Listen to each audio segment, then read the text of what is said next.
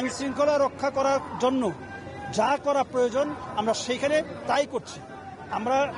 আপনি যদি মনে করেন যে মানে শুরুতেই আমরা যদি কাউকে মারপিট করি এটা সমাধান না, আমরা সেটাকে শান্তিপূর্ণভাবে আমরা সমাধান করার চেষ্টা করছি। আমরা সেইভাবে কমিশনার স্যারের নেতৃত্বে বা নির্দেশে এবং আইজি স্যারের নির্দেশে আমরা এইভাবে কাজ করে যাচ্ছি।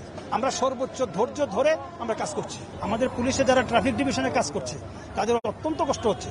তারা ধৈর্য ধরে এই যে যানজটের সৃষ্টি হয়েছে সেটি কিভাবে নিরসন করা যায়, জনগণকে কিভাবে একটু স্বস্তি দেওয়া যায়, আমরা পুলিশ কিন্তু সর্বোচ্চ ধৈর্য ধরে আমাদের ট্রাফিক ডিভিশনের পুলিশরা কাজ করে যাচ্ছে। পাশাপাশি যারা আমাদের আইন শৃঙ্খলা রক্ষার কাজে যারা নিয়োজিত তারাও কিন্তু সর্বোচ্চ সংযম প্রদর্শন করে কোনো ধরনের সংঘাত যেন না হয় সেই পরিবেশ আমরা উন্মুক্ত রেখে আমরা চেষ্টা করছি শান্তিপূর্ণভাবে সবকিছু করে দেওয়ার জন্য।